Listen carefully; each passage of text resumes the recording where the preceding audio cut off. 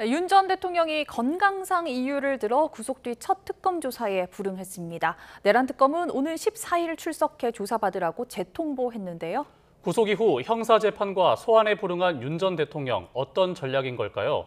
특검 수사와 전국 주요 이슈 짚어보겠습니다. 조기현 더불어민주당 법률위 부위원장, 송영훈 전 국민의힘 대변인 나오셨습니다. 안녕하십니까?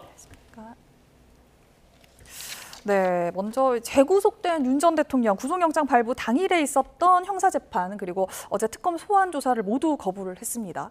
두 건 모두 불출석 사유서에는 건강상 이유를 들었는데 배경 뭐라고 보세요?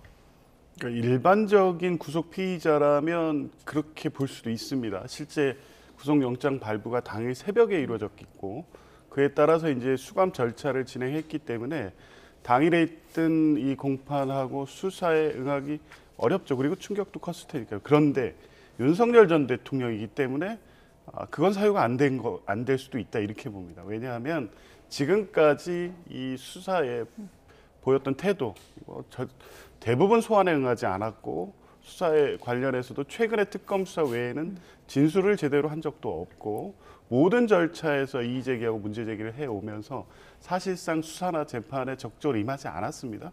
그런 태도를 보면 당일 구속영장이 발부된 날이기 때문에 또 건강상 또 정신적 충격 이런 걸 했다고 외부적으로 그렇게 입장을 표명하고 있지만 실제 이후 수사에서도 그런 방식으로 비협조적인 태도를 보이기 위한 어떤 일환으로 해석될 수밖에 없어서요.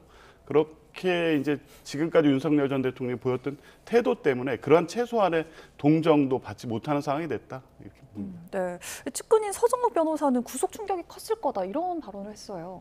실제로 충격이 컸을 수는 있는데요. 방금 전에 조 부위원장께서 말씀하신 것처럼 지금 윤석열 전 대통령에게 개인의 충격을 헤아려 줄 만한 국민들은 별로 안 계실 거라고 생각을 합니다. 실제로 피의자나 피고인들이 구속이 되면 그 구속된 시점에는 정신적 충격이 상당히 크고 특히나 제가 변호사로서 경험을 해보면은 한 번 구속됐다가 석방된 분들은 재구속되는 것을 극히 두려워합니다.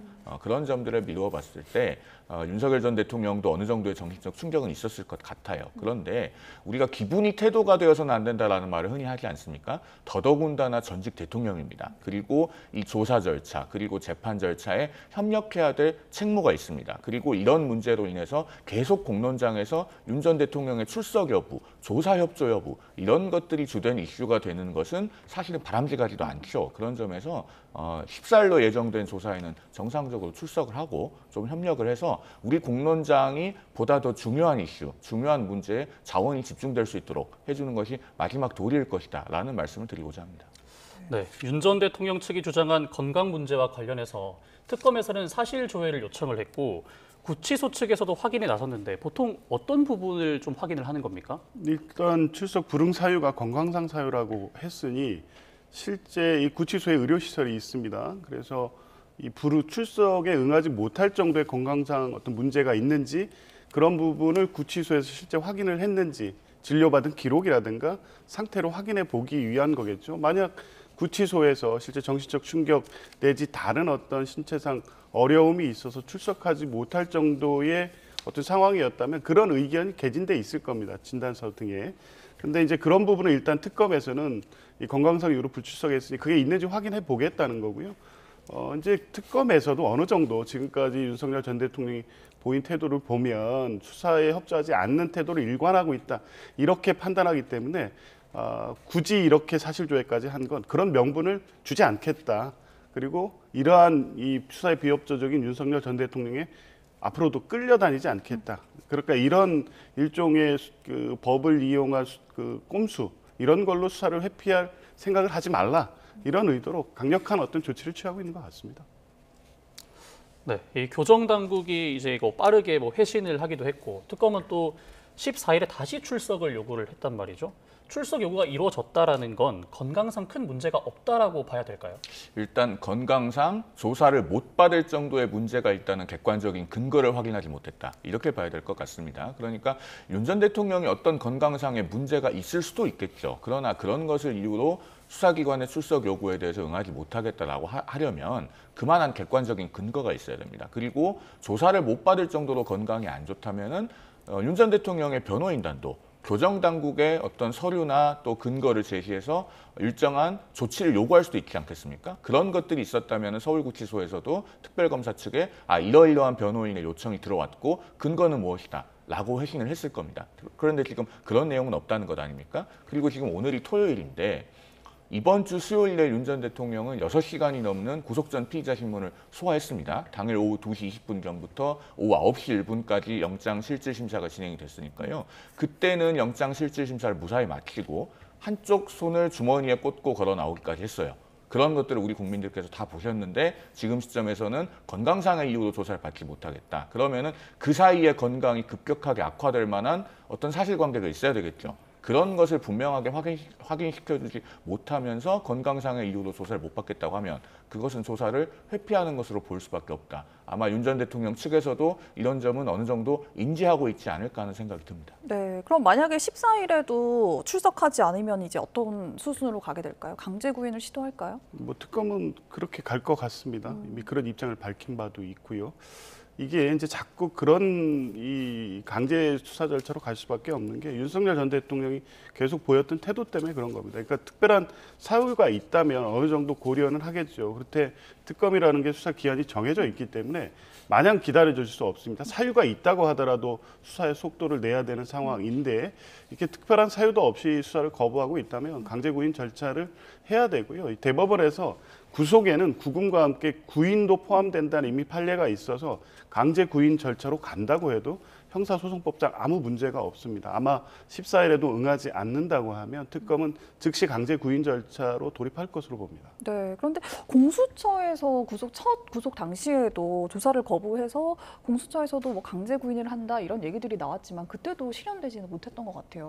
그렇습니다. 윤 전 대통령의 1차 구속영장 발부가 올해 1월 19일 새벽에 있었죠. 그리고 공수처가 말씀하신 것처럼 1월 20일, 21일, 22일 3일 연속 강제 구인 시도를 했는데 모두 실패했습니다. 그런데 이제 그때와 지금은 상황이 조금 다소 다른 것이 그 당시에는 현직 대통령의 신분이었어요. 그러면은 구치소 안에서 강제 구인을 거부한다고 했을 때 정말 팔을 붙들고 나올 수 있는 권한이 있음에도 불구하고 막상 그런 것을 실행하는 것은 현실적으로 부담스러운 측면이 있었을 겁니다. 그런데 지금까지 보여준 조은석 특검팀의 어떤 공격적이고 적극적인 수사 성향에 비춰보면은 윤 전 대통령이 강제 구인을 거부한다고 하더라도 정말로 유형력을 행사해서 조사실까지 데리고 올 가능성이 상당히 높아 보입니다. 다만 그렇게 하더라도 윤 전 대통령으로부터 유의미한 진술을 이끌어낼 수 있을지는 모르겠어요. 공수처도 올해 1월에 강제 구인도 시도하고 한편으로는 방문 조사도 시도했는데 이루어지지 않았습니다. 그러면은 이번에 조은석 특검팀이 윤 전 대통령을 강제 구인해서 특검 조사실로 데려오더라도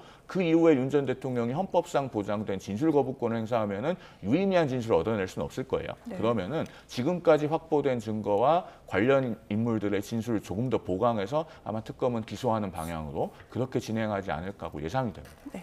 네, 그런데 이 내란 특검으로서는 구속 상태로 최장 20일 동안 수사가 가능한 상황인데 윤 전 대통령이 협조를 하지 않으면 충분한 조사가 어렵지 않습니까? 그렇게 되면 이 기소할 수도 있다라고 보십니까? 뭐 일단 20일 내에 이 기소하지 않으면 석방해야 됩니다. 그래서 당연히 공소 제기를 할 것이고요. 뭐 특검이 인계받은 이후에 수사 지인 진척은 없는 것 같지만 사실 그간 지금 이번에 특수공무집행 방해라든가 직권남용 관련해서는 공수처, 경찰 등에서 사실상 많은 수사가 이루어져 있는 상태입니다. 그에 대해서 윤석열 피의자의 진술이 확보되지 못한 것뿐이지 관련된 참고인 공범들의 진술이라든가 관련 물증들은 다 확보되어 있는 상태이기 때문에 윤석열 전 대통령이 출석해서 진술을 하지 않거나 계속 불출석하고 버틴다고 하더라도 특검은 이 확보된 증거와 진술만으로도 기소는 할 수 있을 것으로 봅니다. 네.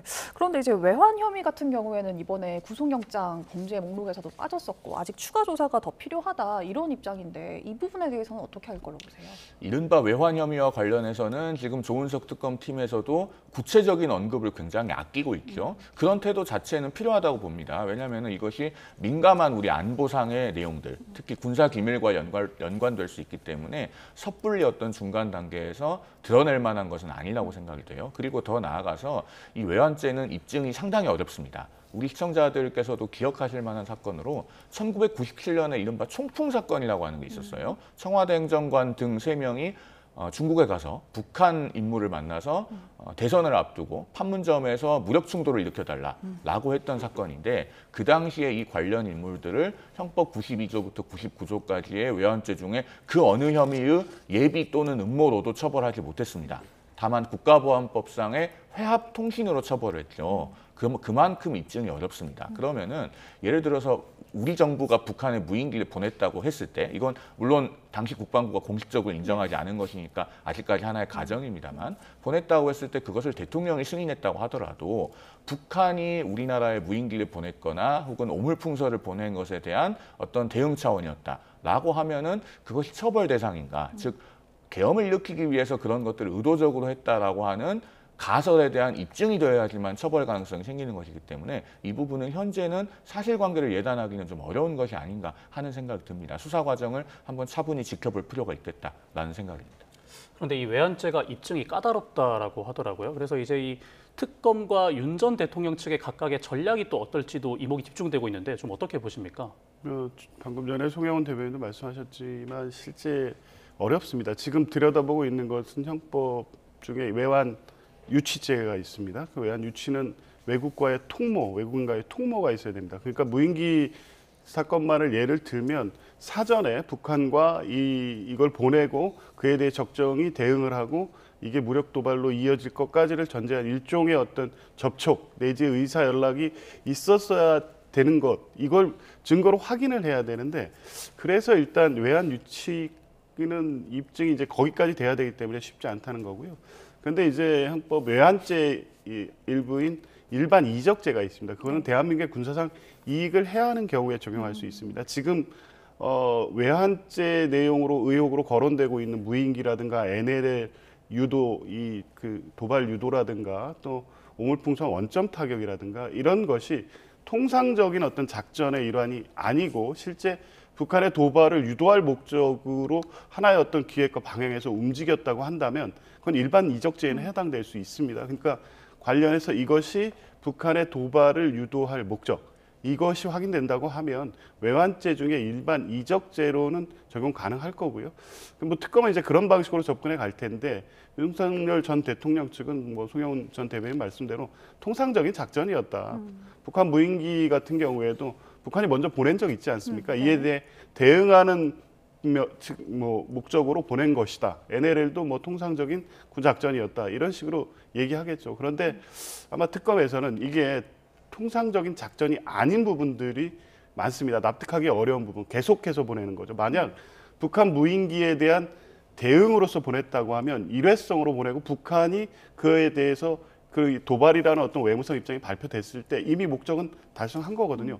그런데도 그 이후에 추가적으로 보냈다는 내용이 지금 확인되고 있습니다. 그러면 이건 다른 목적, 그러니까 북한의 어떤 반응을 확인하고 그 보낸 것 자체로서 국민들에게 이제 우리도 적절한 대응을 했다는 걸 알리기 위한 목적이 아니라 북한이 실제 도발을 할 때까지 계속 보내려고 했던 게 아니냐. 아마 특검은 그 부분에 집중해서 수사를 해 나갈 것으로 봅니다. 네, 지금까지 내란 특검 상황 알아봤고요. 이번에는 다른 특검 상황들도 알아보겠습니다. 먼저 최상병 특검. 어제 윤 전 대통령 자택을 포함해서 동시다발 압수수색을 진행을 했습니다. 또 김태효 전 안보실 1차장도 소환했는데 어떻게 평가하세요? 일단 압수수색은 이렇게 봅니다. 관련 인물들의 주거지 또는 사무실 등등을 동시다발적으로 압수수색했잖아요. 네. 그러면은 어느 한 사람 또는 일부의 인물들만 먼저 압수수색을 할 경우는 나머지 관련 인물들이 그 상황을 보고 증거를 인멸할 수도 있지 않겠습니까? 네. 그러니까 동시다발적으로 하는 것은 뭐 수사 관행상 특히나 네. 특수수사에서는 있을 수 있는 일입니다. 그러면은 왜 이 시점에서 윤 전 대통령의 주거지를 압수수색했느냐 이제 이 부분을 봐야 될 텐데 작년 11월에 했던 윤 전 대통령의 기자회견에 일종의 힌트가 있다고 할 수 있습니다. 거기 보면은 윤 전 대통령이 저도 제쳐도 취임 후에 휴대폰을 바꿨어야 한다라고 네. 하면서 대통령 임기가 개시된 후에도 개인 전화기를 계속 사용했던 것에 대한 그 언론의 지적에 대해서 답을 하지 않습니까? 네. 그리고 실제로 그달 24일에 가면은 여권 관계자가 윤 대통령 부부가 이전의 휴대전화를 사용하지 않고 새 휴대전화를 개통해서 사용 중이다 이렇게 언급해서 언론에 알려지기도 합니다. 네. 그러면은 과거에 이제 개인 휴대전화를 사용했던 것이 지금까지 남아 있느냐 혹은 폐기되었느냐 이런 것들은 그 최상병 특검팀의 관심사일 겁니다. 왜냐하면은 수사 외압 의혹과 관련 관련해서 이른바 VIP 경로서를 규명하는 것이 지금 핵심 쟁점이 되고 있지 않습니까? 그런 상황에서 과연 대통령실의 어떤 유선 전화나 혹은 비화폰 같은 것만 대통령 또는 관계자들의 의사 전달을 위해서 사용이 되었겠는가? 아니면은 개인 휴대전화도 사용되었을 가능성이 있는가? 이 부분에 있어서 특검팀은 지금 후자에도 방점을 두고 있는 것이죠. 그러니까 압수수색이 이루어졌는데 휴대전화 한 대가 뭐 확보가 됐다고 합니다만은 그것이 과거에 사용하던 것인지 아니면 최근에 사용하고 있는 것인지 이 부분까지는 지금 정확하게 확인이 되고 있지 않는 것으로 보이기 때문에 앞으로 수사팀의 브리핑이라든가 또 향후 진행 추이를 지켜볼 필요가 있을 것 같습니다. 네. 어제 김태호 전 차장은 소환 조사에서 VIP 경로설에 대해서 사실상 인정하는 취지의 말을 했다 처음으로 예. 그런 얘기가 나오는데 어떻게 평가하세요? 그러니까 2023년 7월 31일에 있었죠. 국가안보실 회의. 그 자리에서 그 윤석열 전 대통령이 이런 일로 사단장을 처벌하면 누가 사단장을 할 수 있냐 이러면서 이제 경로했다는 거 아닙니까? 네. 근데 다 알려지고 사실로 받아들여지고 있는데 윤석열 전 대통령을 비롯해서 김태호 차장은 물론 관련자 모두가 부인해 왔습니다. 근데 이제 이미 대통령이 다시 구속되면서부터 이제 진술이 바뀌기 시작하는 겁니다. 내란 사건에서 김성훈 전 차장 또 뭐 이 관련자들의 진술이 바뀌는 것과 같은 상황인데요. 더 이상 이런 식으로 윤석열 대통령을 비호할 경우 본인 재판에서 불리해질 수밖에 없다는 판단이 있는 것 같습니다. 있었던 사실을 부인할 수 없고 관련자들의 진술이 아니라고 하더라도 다른 증거를 통해서 확인될 가능성이 높기 때문에 지금이라도 인정하는 것이 본인의 죄책을 없애거나 가볍게 하는데 도움이 된다 이런 판단을 하는 것 같습니다.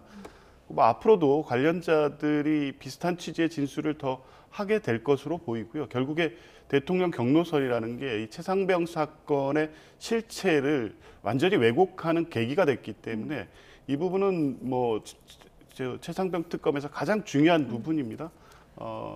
그래서 김태호 전 차장의 진술이 바뀐 부분 역시 최상병 특검의 어떤 일차적 성과로 볼 수도 있고요. 이후에도 이제 관련자들이 진술에 내지 다른 물증에 의해서 그날 경로설로 결국에 이 박정훈 대령의 한 수사 내용이 바뀌고 또 임성근 사단 등에 대한 구명 로비가 어떤 식으로 전개됐는지까지 수사가 이어지게 될 것으로 봅니다. 그렇다면은 뭐 구속된 상태로 이 최상병 특검과 관련해서 이 소환 조사도 이루어질 거라고 볼 수 있을까요? 일단 출석 요구는 있을 것으로 봅니다. 입증 여부와는 별개로 일단 VIP 경로설이라고 하는 것이 가장 1차적으로 규명해야 될 과제라고 지금 최상병 특검팀에서 보고 있기 때문에 그렇다면은 지휘계통상 정점에 있는 윤 전 대통령을 불러서 조사하는 것은 당연히 필요하다고 생각을 하겠죠. 그리고 이제 경로설이라고 하는 것에 대해서 지금 김태호 전 차장이 인정을 했다고 하는데 여기서 이제 그 수사팀은 상당히 법리적으로 접근을 해 들어가야 될 겁니다. 왜냐하면은 경로를 했다고 해서 그 자체가 범죄가 되진 않아요. 그러면은 경로 이후에 어떤 구체적인 지시, 그러니까 대통령으로서의 직권의 행사가 뒤따라야지만 직권남용이 성립할 가능성이 생기는 겁니다. 그러면은 일련의 지휘 계통에서 누군가는 이 이첩된 기록을 회수해오고 다시 이첩하게 하는 과정에서 직권남용의 죄책을 져야 한다면 그 사람은 본인이 그런 것을 스스로 했는지 아니면 지시를 받아서 했는지 이것에 관해서 입장을 분명히 해야 되지 않겠습니까? 그런 부분들이 앞으로 특검의 조사 과정에서 규명이 되어 가면서 윤 전 대통령의 소환 조사도 이루어지지 않을까 하고 예상해 봅니다. 네, 이번엔 김건희 특검으로 넘어가 보겠습니다. 이른바 집사 게이트에 대해서 요즘 좀 강조를 하고 있는데 이건 결국 자금이 김건희 여사 쪽으로 흘러갔을 가능성 이것이 관건이 될까요? 그렇죠. 그러니까 이 집사 게이트는 사실 특검에 이번에 16개, 실제로 15개 수사 대상에 직접 포함된 사건은 아닙니다. 이제 관련 사건으로 인지 수사를 하는 것으로 볼 수 있는데요. 결국 이 김모 씨는 실제 2010년부터 김건희 씨와 그 인연을 맺은 이후에 사실상 집사로서 돈과 관련된 모든 사건에 관여돼 있는 겁니다. 도이치모터스 주가 조작 사건쯤에 이제 비마이카라는 회사를 설립하는데 그때 도이치모터스로부터 사실상 헐값에 차를 대여받거든요. 그러니까 이제 관련성이 다 그렇게 확인이 되는 거죠. 그리고 양평에 땅을 사는 과정에서도 실제 김 씨가 이 사실상 지배하고 있는 법인이 땅을 사서 넘기는 형태로 거래가 이루어졌습니다. 그리고 가장 최근에는 대통령이 당선된 이후에 2023년에 이 비마이카의 이름을 바꾼 IMS 모빌리티에 이상한 그 기술이나 투자가 이루어지는 겁니다. 그러니까 당시에 이 IMS 모빌리티는 346조의 누적 적자가 있던 회사입니다. 그리고 2023년은 우리나라의 기업들의 어떤 투자 환경이 매우 안 좋을 때인데 효성 계열사 또 카카오 모빌리티 등 이 주요 기업들이 상당 액수, 그러니까 346억을 투자를 합니다. 이 투자가 사실 이 당시에 IMS 모빌리티 상황을 볼 때 누가 봐도 이게 정상적인 기업이 아니고 그렇다고 하면 이런 대기업들이 여기에 투자할 이유가 없었습니다. 더 이상한 거는 그 이후에 투자금을 받은 이 김 씨가 이 돈을 본인의 구주를 매각하는 방식으로 해서 46억을 빼내갑니다. 이 돈이 어디로 갔느냐가 이제 관건이겠죠. 그러니까 이 사건 자체로부터 시작해서 과거의 도이치모터스 사건, 이 양평 땅 매입 사건 등 실제 수사 대상에 포함된 사건과도 다 관련이 있습니다. 그래서 아마 특검은 이 수사 관련돼서 인지된 사건으로 이 사건을 보고 있고 이 사건은 단순히 이 346억 원의 불법 이 투자 이 문제뿐만 아니라 권력형 비리 중에 가장 큰 어떤 이 사건이 될 가능성이 높기 때문에 특검이 매우 신중하고 또 구체적으로 이 사건을 수사하고 있는 것으로 보입니다. 네, 김 씨가 굉장히 주요 인물이다 이렇게 설명을 해주셨는데 지금 특검에는 뭐 공식적으로 입장을 전하고 있지는 않지만 측근 인터뷰들을 통해서 출석 의사가 있다 이렇게 밝히고 있는데 출석을 할까요? 뭐 본인이 지금 배우자의 출국 금지 때문에 베트남에서 아이를 볼 사람이 없다 이러면서 그 측근이라고 하는 사람을 통해서 당장 귀국이 어렵다는 입장도 한편으로는 전하고 있는 것 같습니다. 그런데 본인의 주장대로 정말로 의혹이 없고 문제가 없는 거래라면 당장이라도 한국에 들어와서 조사를 받아야지요. 그리고 범죄 혐의가 있다면 더더욱이나 이렇게 국외 도피해서는 안 되는 겁니다. 나중에 본인의 형도 가중되고 여러모로 본인에게 불리할 거예요. 그러니까 어느 모로 보든지 국내로 들어와서 조속하게 조사는 받아야 될 겁니다. 다만 그 조사 주체가 특검이 되어야 하는지에 대해서 지금 논란이 있죠. 왜냐하면 법원에서 이것을 특검법에 의한 2조 1항 제16호의 관련 인지사건으로 보지 않아서 특검의 수사 범위가 아니다라고 압수수색 영장을 기각했다고 알려지고 있지 않습니까? 실제로 이 부분은 의혹은 해소돼야 되고 해외에 있는 사람은 빨리 들어와서 조사를 받는 것이 맞지만 법은 법입니다. 그러면은 특검은 세 가지를 설명을 해야 돼요. 첫째로 이것이 과연 수사 과정에서 인지된 관련 사건이 맞느냐. 즉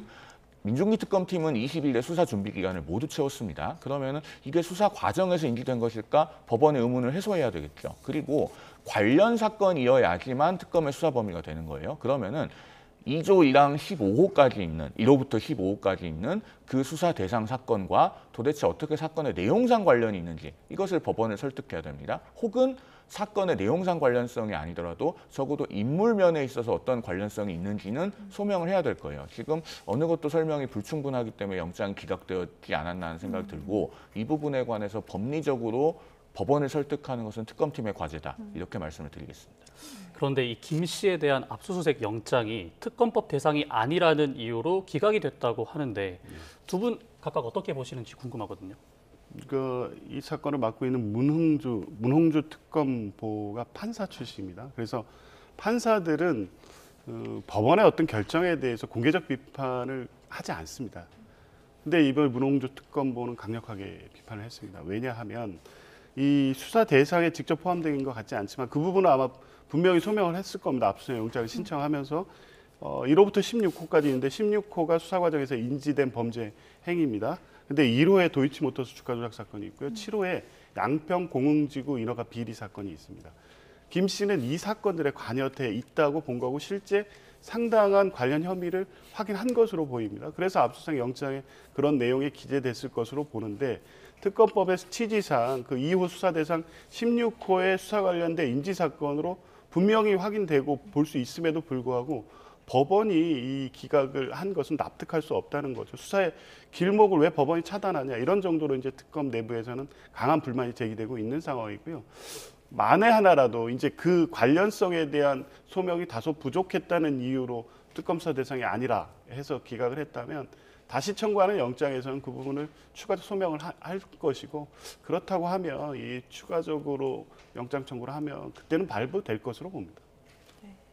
예, 저는 뭐 앞서도 견해를 말씀드렸습니다. 그러니까 의혹은 규명돼야 되고 해외에 나가 있는 사람은 들어와서 응당 조사를 받는 것이 맞지만 이걸 특검팀이 조사를 하려면은 앞서도 말씀드렸듯이 수사 과정에서 인지된 것이 맞느냐, 그리고 사건의 내용상 관련성이 있거나 적어도 인적 관련성이 있다는 것을 보다 더 분명하게 소명을 해서 법원을 설득해야 된다. 그것이 특검팀의 과제다라는 부분 말씀드렸습니다. 네, 이번엔 전국 이슈를 잠깐 짚어보겠습니다. 다음 주 이재명 정부 내각을 구성할 장관 후보자들의 인사청문 슈퍼 위크입니다. 특히 국민의힘에서는 강선우, 이진욱 두 후보자에 대해서 집중을 하고 있는데요. 어떻게 보세요? 몇 가지 문제가 제기되고 있고요. 뭐 아직 사실관계는 명확히 확인되지는 않았습니다. 물론 강선우 후보자 같은 경우에 보좌진 관련해서 부당한 지시, 소위 갑질 의혹이 문제 제기가 되고 있는데 본인이 이제 해명한 입장에 의하면 그런 식의 소위 갑질에 이르는 정도의 행위는 아니었다라고 얘기하고 있으니까요. 관련해서 추가적으로 여러 보좌진에 대해서 이런 게 있다는 내용이 확인이 되거나 실제 지금 보도된 내용이 사실로 확인되는 정도가 아니라고 하면 지금 제기된 의혹만으로 장관으로서의 결격 사유에 이르느냐, 이거는 내일 인사청문회를 통해서 확인될 것으로 보고요. 이진숙 그 후보자의 논문 표절 문제 역시 충남대 총장 임용 과정에서 충남대 연구진실성위원회에서 이미 1차 검증을 거쳤다고 하니 이게 실제 몇 가지 뭐 저희가 보기에도 문제될 만한 부분들은 분명히 확인되고 있습니다. 그런데 이게 논문 표절에 이르는 정도인지에 대해서 아마 인사청문회에서 소명을 할 것이고요. 아마 국민들께서 이제 그걸 보고 형성되는 여론이 이 문제를 가지고 장관을 못할 정도냐 아니냐, 이런 판단은 그 이후에 인사청문 과정을 보고 아마 하게 될 수 있을 것 같습니다. 그런데 강선우 후보자는요, 이재명 대통령이 오늘 당장이라도 지명 처리를 하는 것이 옳다, 이렇게 말씀드리고 싶습니다. 민주당의 여성 국회의원이요, 강선우 의원 말고도 27명이나 있어요. 그런데 고르고 고른 인물이 이렇게 보좌진한테 갑질하는 강선우 의원인가? 국민들께서 지금 굉장히 의문을 가지실 겁니다. 이대로 만약에 임명을 강행한다면은 나머지 27명의 국회의원, 여성 국회의원들은 강선우 의원보다도 더 갑질이 심하다, 국민들께서 그렇게 오해하실 수도 있을 거예요. 이 부분 잘 판단하셔야 될 것이고, 더더군다나 지금 직장갑질 119라고 하는 시민단체마저도 강선우 후보자는 부적격이다, 이렇게 얘기하고 있는 상태 아니겠습니까? 그리고 민주당의 강선우 의원 말고도 국회의원이 166명이 있는데 국회의원 한 명당 입법보좌진이 9명입니다. 그러면은 그 166명의 국회의원에게 1,494명의 입법보좌진이 있어요. 임명을 강행한다면은 이재명 대통령 시대에는 국회 입법 공무원들은 이렇게 국회의원의 갑질을 감당하고 견뎌야 되는 것이 하나의 표준이고 시대 정신이다, 이렇게 선언하는 꼴밖에 안 됩니다. 여러모로 이재명 대통령의 지명 철회가 빨리 필요하다라는 말씀을 드립니다. 그럼 이진숙 후보의 논문 표절 의혹은 좀 어떻게 보십니까? 이 부분은요, 역시나 이재명 대통령이 지명 처리를 하지 않는다면 민주당사에서 노무현 전 대통령의 사진을 떼야 된다, 저는 그렇게 생각합니다. 우리 사회에서 논문 표절로 장관직에서 낙마한 최초의 사례가 2006년에 김병준 교육부총리죠. 그 당시에는 인사청문회 제도가 국무위원은 대상이 아니었습니다. 그 뒤에 지명이 된 유시민 보건복지부 장관 후보자부터가 첫 사례였는데, 김병준 후보자는 임명이 됐지만은 논문 표절이 드러나면서 13일 만에 자진 사퇴를 했죠. 당시에 노무현 전 대통령이 김병준 장관의 사표를 수리하면서 2006년 8월 8일에 교육부에 가서 한 말이 있습니다. 우리 사회에 새로운 기존이 만들어지고 있다. 이런 것을 받아들이면서 전화위복의 계기로 삼아야 된다. 이게 벌써 19년 전 일이에요. 그런데 논문 표절이 한 개도 아니고 여러 개고, 그것도 단순 논문 표절도 아니고 제자의 논문을 표절했고, 심지어 제자의 석사학위 논문을 표절했다는 그런 의혹마저 제기되고 있는 이진숙 후보자를 장관으로 임명 강행한다. 노무현 정신에 명백하게 반하는 일이죠. 그런 식으로 인사를 할 거면은 민주당사의 노무현 전 대통령의 사진은 전부 떼어야 한다라는 말씀을 드립니다. 네, 이번엔 여론조사로 한번 넘어가 보겠습니다. 어제 나온 갤럽 여론조사를 보면 이재명 대통령의 직무 수행 평가가 63%, 또 집권 초기 60%대로 굉장히 긍정 평가가 높습니다. 어떻게 해석하시나요? 지금 뭐 대통령의 지지율도 그렇고 국민의힘에 대한 지지율 하락도 그렇고, 통상적으로 정권 교체 후에 허니문 기간의 여론조사하고는 좀 다른 측면이 분명히 있습니다. 당연히 뭐 대통령의 지지율은 높고 야당의 지지율은 낮아지죠. 왜냐하면 야당 지지했던 분들은 이미 실망한 민심이 계속 반영되고 있기 때문에. 그런데 지금 국민의힘 지지율 같은 경우에는 최근에 어떤 보이는 당의 모습에서 더 이상 기대하기 힘든 게 아니냐. 뭐 혁신한다고 하지만 혁신위원장이 사퇴해버리고, 그리고 그 주요 과제로 내세웠던 친윤 또 윤석열 전 대통령, 김건희 여사 관련 어떤 여러 가지 문제들에 대한 청산에 대해서 말만 난무할 뿐이지 실제 당에서 실행할 의지가 없는 겁니다. 그래서 실제 혁신을 한다고 해도 출발점이 거기가 돼야 되는데 그걸 못하는 정당이고 실제 그 배후에서 사실상 언더 친윤이라는 이 윤석열 전 대통령과 함께했던 의원 다수가 당을 움직여가고 있다는 것이 확인되고 있기 때문에 그 당을 어떻게 지지하겠느냐는 여론이 있는 겁니다. 그렇기 때문에 지금 19%의 지지율이 그나마 여기가 바닥이라고 볼 수 있는 상황이냐 이런 문제 제기가 나오고 있고요. 국민의힘에서는 이 박근혜 전 대통령 때 탄핵 이후의 지지율 그때 아마 15% 그 정도까지 떨어졌던 상황을 보면서 그거보다 낫다 이렇게 얘기하는 분도 있더라고요. 그건 좀 한심한 입장이죠. 왜냐하면 그때는 탄핵 직후에는 그랬고 대선이 끝나면서는 지지율은 낮았지만 어느 정도 회복이 돼갑니다. 그때는 탄핵에 대해서 반성하는 입장도 있고 그런 입장들을 보면서 그래도 보수 세력의 당으로서 그 당을 지켜야 된다는 여론이 점차 이제 확인이 되면서 지지층이 다시 결집하는데 지금 국민의힘에는 그럴 수 있는 어떤 미래 비전이 있느냐. 아마 그래서 19%의 지지율도 과분한 지지율이었다. 이렇게 평가하는 입장이 나올 가능성도 있다고 봅니다. 저희 당의 상황이지만 대단히 뼈아프고 참 국민들께 죄송스럽고 참담하죠. 지금 국민의힘에 요구되고 있는 혁신의 과제는요. 국민들께서 분명하게 출제해 놓으신 문제가 있습니다. 지난 반년 동안 계엄 이후에 잘못된 노선을 걸어온 것을 어떻게 반성할 것인가. 그런 잘못된 노선을 주도해 오신 분들은 그럼 어떻게 책임을 질 것인가. 그리고 그런 잘못된 의사결정을 하게 된 구조는 어떻게 바꿀 것인가. 그리고 어떻게 국민의힘은 더 좋은 사람들을 뽑아서 당을 대표하게 하고 국민을 대표하게 할 것인가. 그리고 이 모든 것들을 가능하게 하기 위해서 어떻게 당원들에게 권리와 주권을 되찾아 줄 것인가입니다. 그런데 자꾸 풀라는 문제는 안 풀고 스스로 문제를 만들어서 밑에다가 스스로 문제를 쓰고 그 답을 적어요. 그러면서 국민들께 채점해달라고 합니다. 어제도 혁신위원회가 최고위원제를 폐지하고 중앙당무위원회라고 하는 것을 만든다고 발표를 했는데 그런 것은 지금 국민들께서 관심을 가지고 있는 문제도 아니고 출제하신 적도 없어요. 그런 걸 적어서 제출하면서 국민들께 점수를 매겨주십시오라고 하면은 아마 채점을 거부당할 겁니다. 그러면 아마 조금 전에 봤던 19%라고 하는 지지율도 앞으로 더 내려갈 수 있어요. 모두가 다 위기의식을 갖고 정말로 국민이 출제한 문제를 풀려고 해야 된다라는 말씀을 마지막으로 드리겠습니다. 네, 알겠습니다. 지금까지 특검 수사와 또 전국 상황 조기현 더불어민주당 법률위 부위원장 또 송영훈 전 국민의힘 대변인과 이 얘기 나눠봤습니다. 오늘 감사합니다.